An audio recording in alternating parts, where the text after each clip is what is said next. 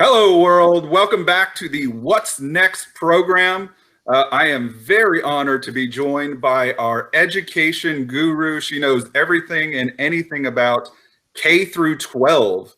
And we're going to be talking about education and the road to recovery today. So thank you very much, Miss Sass, for joining us today to help us better understand what exactly is education and how it is that we hopefully get back to normal.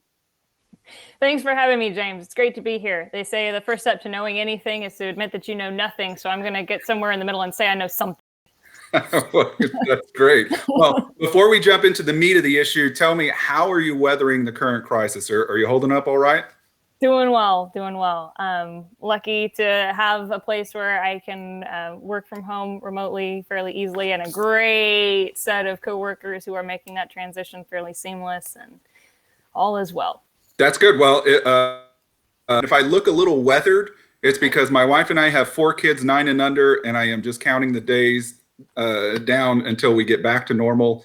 My goodness, schools need to reopen. So Yeah. I would really love to see some other people right now. I'm sure your desire is to see fewer people, or at least different people. On a personal note, I can't even lock myself in the restroom because you have those little fingers that reach up under the door and they let you know you're there. So, Daddy. Let's get into the policy of the matter. I know there are at least 3 or 4 different items that are education related that we included on our recovery agenda, which of course was released last week. And it's the foundation's set of policy proposals where we put forward some big ideas, again, to help people get back on track, to help the economy recover and life return to normal. So let's just take them one at a time, Emily. I see here the very first one is enable virtual education for K through 12. Can you tell me, as a layman who knows absolutely nothing about this area, what you mean and what significance it holds? Yeah. So virtual education has been around for a while, obviously. It's something that's happening more and more regularly in the higher ed space, especially, but it's been around in K through 12 education for a while. It's like what we're doing now. It's where you have a class where people are in different places and you use the internet and technology to bridge that gap. So it's been around in Texas, but in a very, very limited sense. Other states like Florida, Utah also has a very large state network they've set up. Other states have really kind of embraced this more and gone gung-ho with it to try to make sure that it's available for students whose needs and circumstances may require being able to access education virtually. In Texas, though, what we've done is we've said we'll allow high school students to take some courses online through a very complicated course approval process. And we will only let 6 school districts out of about 1,200 offer a full-time option to kids in their district who want to take advantage of it. So we're kind of, behind the times in a serious way here. It's come up in the legislature before where they've tried to address it. Last session, actually, there was a pretty big bill that was trying to overhaul that section of code, bring it up to where it should be, and make sure this was accessible to all school districts. But that bill died along the way through the legislative process, as these things happen sometimes. So we're really feeling it now as kids. 100% of Texas students are now by default remote students. Having a more robust virtual system would really be beneficial. So the way we see it, we need to support where education is in Texas right now, support our school districts and parents and students as they're dealing with reality right now. We also need to free that up as much as possible in the moment and make sure that we learn from this and open up our the ability to have this option in the future, so that hopefully next time we have an emergency, whether it's a hurricane or something unprecedented like this pandemic, we have more tools on the table and we're more ready to meet the uncertain future. Good point. So let's back up real quick, though. So you mentioned that there was a legislative proposal in the last session, and it unfortunately died. Can you walk me through what it is exactly opponents were saying about the bill and why it was unable to unfortunately advance? Yeah, there were several different things that were brought up. One was we need to make sure that we've got lots of extra accountability in this space for virtual providers. To me, I mean, it's sort of a yes and no question. Of course, we need accountability in this space, just like we have for any other course that a public school provides. But I mean, do we need to try to pile on additional layers of accountability just because it's a newer form? I'm not sure that's as necessary. There was also concern that this was a virtual voucher, which I found rather entertaining because we spent a lot of time talking about vouchers. I mean, not that I have a problem with those by any means. But this was just absolutely not one. This was, let's let public schools do something for children enrolled in their public school districts. There may have been some concern there that you'd bring in more private providers to contract with services, but that's an individual district decision. And it's some of the districts, the 6 that have the ability to do this right now have chosen to bring in large national providers to provide those services, because it's not something they just wanted to outsource that back when they were getting started. This was a newer area where it was easier to bring in somebody else. But I mean, we've only got 6 now, and they've already picked contractors that are large and they've got a program set up the way they want to. There are other districts right now. I was just talking to one yesterday where they're trying to create their own district programs in-house using district teachers, district developed courses, or courses that, they perhaps bring in a consultant to help with and then make their own at the district level. But they can't take that program full time because of this 6 district limit. It's often referred to as the moratorium. So there's some of the complaints brought against opening this up were consequences of not having opened it up. Well, it seems like, as you mentioned, everything has changed. We've all become more reliant on the virtual model. And so kind of looking ahead, do you see some major changes on to increasing the accessibility of virtual education? Cut out there a little bit. I think you were asking if there were some major changes in virtual education in the future, and if that was your question, then absolutely. I think there's going to be new momentum around this. This is already something that the lieutenant governor had said was going to be a priority, and they tried to work on last session. Senator Larry Taylor took point on filing and crafting a bill last session. So it's already been on people's radar. I think it's just going to be heightened visibility for the entire state now, as we realize that school doesn't always have to happen in a building, and in some cases can't always happen in a building.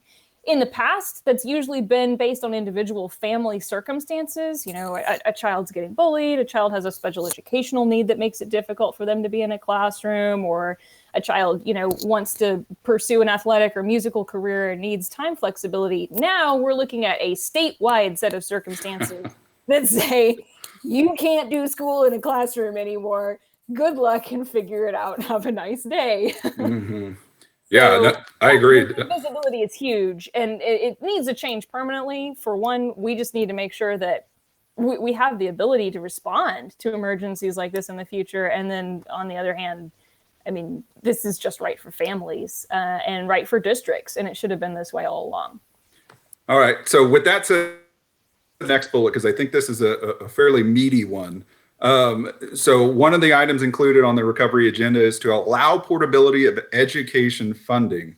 And I'm sure the item that should be really easy to achieve. Can you walk us through what exactly that means? Yeah.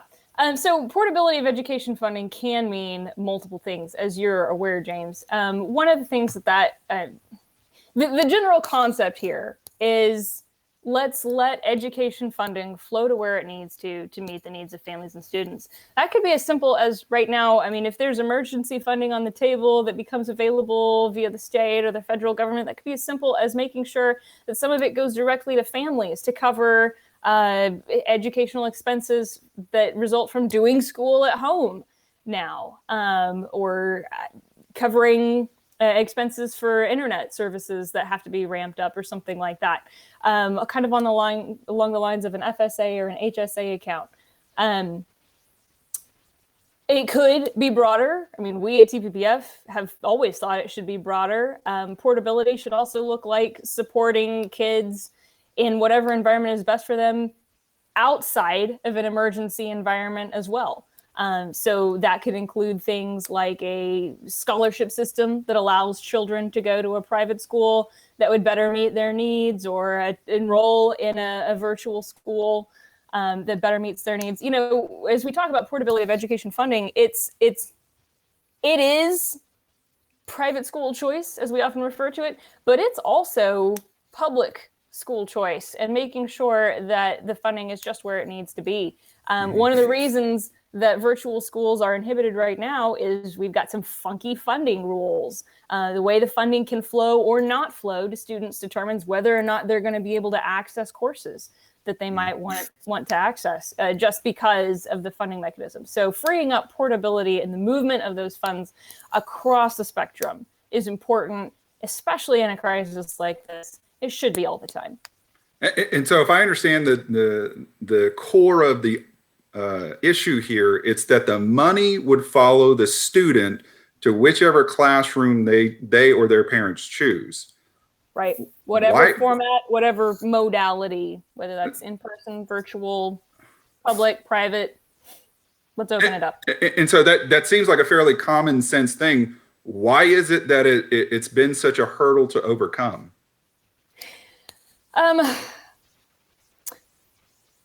There's always, whether it's justified or not, there's always a fear that if people have choices beyond the ones that you offer, that they'll choose the other choices. Mm-hmm. I think there are plenty of school districts in Texas for whom that's not really something they'll have to worry about, because they're providing great services to kids. That doesn't mean that some kids in those districts may have unique circumstances and want something different. But I think it really just kind of boils down to that fear of, if people have additional options, will they continue to choose my options? And if you're the one providing those options, obviously your desire is to keep them exactly where they are.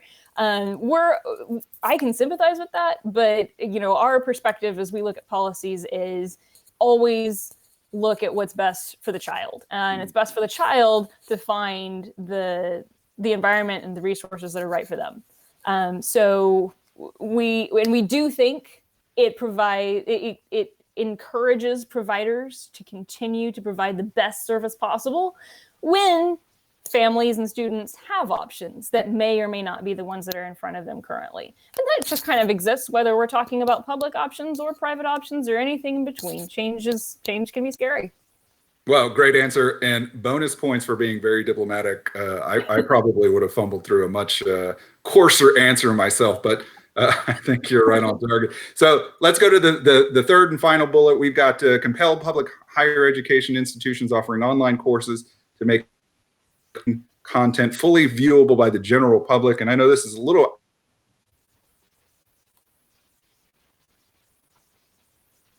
outside. Walk us through what exactly your team meant by this bullet, and how it might translate to future success. Or if you don't know, just let me know, and we'll make something else up.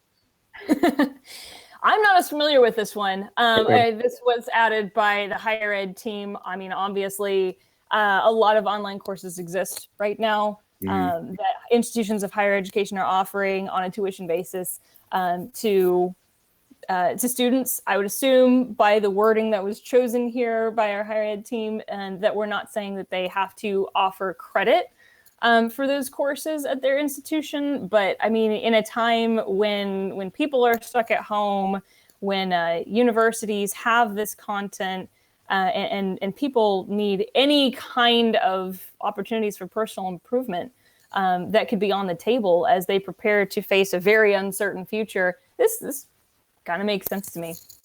So let me throw you a 3A question then, because there is one other one that I actually helped to include, but that also entails your center and kind of what you're getting at. One of the ideas that we had to help protect the taxpayer is to put a moratorium on the issuance of all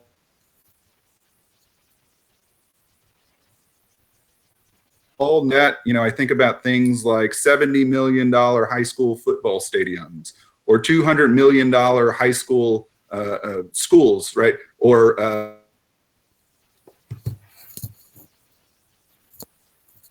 like that, where we're highly questionable at the start, but are now totally out of bounds in my mind in today's environment. Is there room at the school district level to really push tap the brakes on all of the debt that we're accruing? So, gotta be honest, it cut out a little bit again. I think my husband might be on another simulcast meeting in the other room. You were calling for a moratorium on the issuance of new local debt. Is that correct? Of non-essential. So, I get it that, we may need a new elementary school, but you know what? We probably don't need a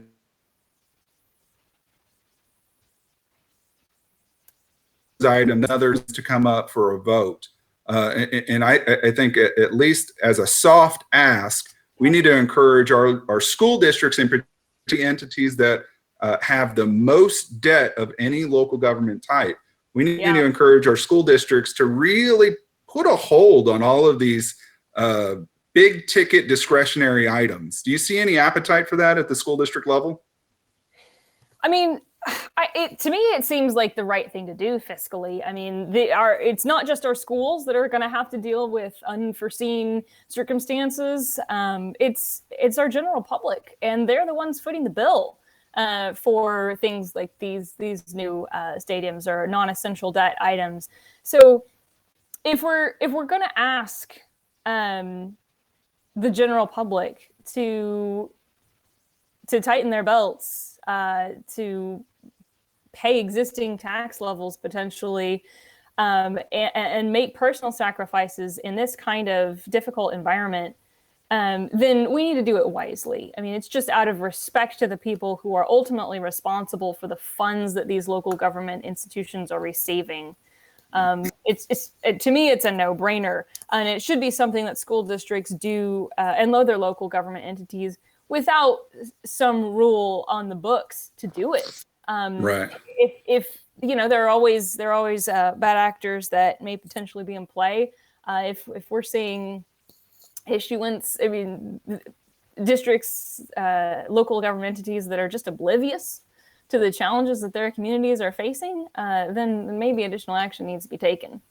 Yeah, no, I think you're right. And one of the things I'm most interested in seeing is it looks like a lot of your local jurisdictions are beginning to postpone their May elections. The governor's advice to kick them to November. Yeah. I'm fascinated to see whether or not that affects the outcome, because we as conservatives have always actually urged that all of your bond elections be consolidated in the November timeframe, because we want to have the maximum number of voters come out and weigh in on some of these, on all bond propositions, but on the really big ones in particular. So curious to see what all happens there. Let me transition just very quickly as our last question, because you helped spearhead something during the last legislative session that I thought was fascinating and I think holds a lot of potential, but now it may be put on hold just for a little bit. And that is, of course, the efficiency audit concept. Can you walk the audience through what an efficiency audit is, how it relates to school districts, and whether or not we're going to see any of those in the near future? Yeah, so efficiency audits are something that was passed as part of HB3 last session, the big school finance overhaul.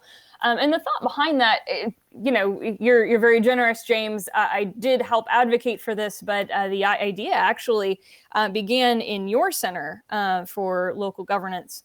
And this was the concept applied specifically to school districts, which is if you're going to ask taxpayers for more funding, you should explain to them why it's needed and kind of do an audit. Are you spending responsibly now? And then allow the public to make a decision based on that information. It's not saying that some auditor gets to decide whether or not you are eligible to go out for a higher tax rate. It's just saying you need to have a transparent conversation with your voters and taxpayers who are going to be footing this bill in perpetuity.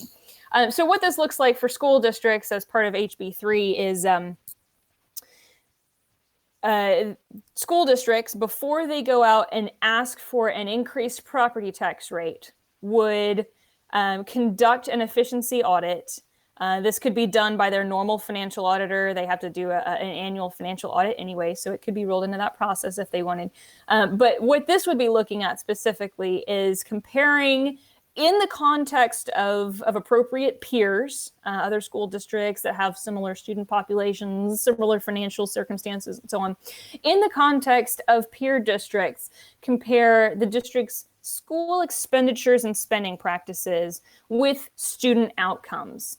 And as crazy as it may sound, those conversations are usually siloed into two completely different sectors. The money conversation and the student outcomes conversation usually don't happen in the same room, probably not even on the same day. Wow. So the whole intent of the audit was to put those two in one place. What are we spending? What are we getting? What are our inputs? What are our outputs? Do we need to change anything? So this audit could also include, of course, auditor recommendations, highlights of things that seem out of sync with other with other peer districts and what the trend seems to be. And then the requirement is that be packaged in a way with a quick summary at the top that says, here's what's going on, here's what the proposed tax rate is, and here are the results of the audit. So the district has to post those publicly at least a month before the vote can be held to raise the tax rate, and then also have a public meeting where the general public can ask questions, either inside or outside of that meeting context, and then make an informed decision. You were mentioning a little bit about the timeline. There is a waiver for districts that are in a disaster area, and right now that's the entire state of Texas. You may not see any of these inefficiency audits happen for a while as districts are, figuring out what to do over the next year or so. I have heard of districts choosing to do this voluntarily. It doesn't require a statute for districts to do the right thing. So you may see districts go ahead and choose to do this transparency option for their taxpayers. I would hope so. But it eventually will kick in once this disaster period subsides. Well, that's good. I hope every district voluntarily chooses to go down this path, because especially right now, we need everyone to be stretching their dollars and watching out for the taxpayer. So with that, I will stop. But I do want to encourage our audience to go check out our recovery agenda at Texas Policy /coronavirus. You'll find our recovery agenda as well as all kinds of other important information. And then one other, everyone to sign up for the Canon if you haven't already. It's our daily email blast that contains all kinds of news and commentary from some of the foundation's leading experts, and also helpful tips. If anybody received yesterday's Canon, you'll know that there were some tricks homeschooling folks like myself who have no idea what to do and how to teach our children ourselves. Learning on the fly. So sign up for the Canon. You'll get all kinds of great content. With that, I want to thank Emily Sass and thank you for joining us. We'll see you next time. Thanks so much, James. It's been great to be with you.